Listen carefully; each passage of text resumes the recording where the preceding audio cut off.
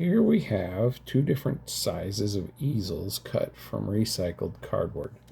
There's the 3-inch size and a 7-inch size. They can be assembled by inserting the flat end into the buckle, just kidding, inserting the hooks into the slots and standing them up, just like this. It turns out that boxes that are cut with coatings are a little stronger and a little stiffer than cardboard that doesn't.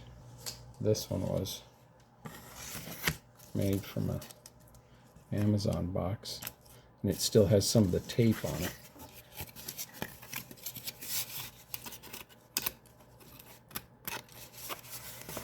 If viewed from one side, it's got the markings from the box, and the other side is the inside of the box, and is going to be almost entirely brown cardboard.